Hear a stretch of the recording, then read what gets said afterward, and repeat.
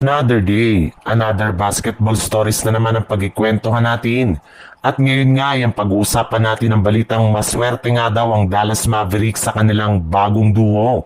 At ang balitang bagong super team ngayon ang Golden State Warriors. Bukas na nga mag-uumpisa ang preseason ng Dallas Mavericks laban sa ating defending champion na Oklahoma City Thunder.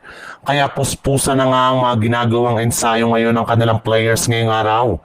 Dito nga ay nagkaroon na ng Mavericks ng 5-on-5 practice kung saan naipamalas nga dito ng kanilang mga manlalaro ang mas maganda nilang chemistry, lalo na sina Anthony Davis at D'Angelo Russell na nakagawa ng ilang magagandang plays sa kanilang training camp.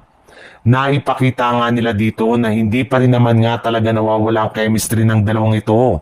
Ilang taon na rin naman nga silang nagkasama sa kupunan ng Los Angeles Lakers kaya hindi na nga nakapagtataka bakit gamay na nilang dalawa ang galaw ng bawat isa. Which is isang magandang bagay para sa Dallas Mavericks dahil nakakagawa nga sila ng mga instant plays sa kanilang mga laro.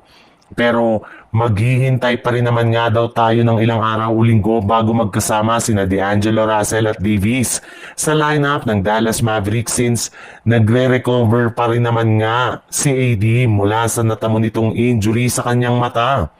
Alam naman nga po ninyo na kakagaling pa lang naman nga ni Davis sa operasyon ng nagdaang off-season kaya kailangan muna ng Dallas na gumawa ng ibang mga plays sa kanilang mga unang laban. Sa ibang balita naman, kahit man nga kakasimula pa lang ng Golden State Warriors ng kanilang preseason game, ay mukhang gusto na nga agad ng kanilang front office na buwagin ang kanilang kasalukuyang lineup na bumuo ng bagong super team. At eto nga ay sa pamamagitan ng pagkuha nila ng isang trade kay Bam Adebayo para itandem kina Jimmy Butler, Stephen Curry at Draymond Green. Para nga sa inyong kaalaman, umabot nga sa $37 million kada taon ang kontrata ni Adebayo kaya bukod nga kay Jonathan Kuminga, ay kailangan pa nga nilang magdagdag ng iba pang mga players na kanilang i-offer sa Miami Heat para lamang matuloy ang kanilang trade. Yes, kailangan nga nilang makagawa ng isang blockbuster kung gusto man nila na makuha si Bam Adebayo.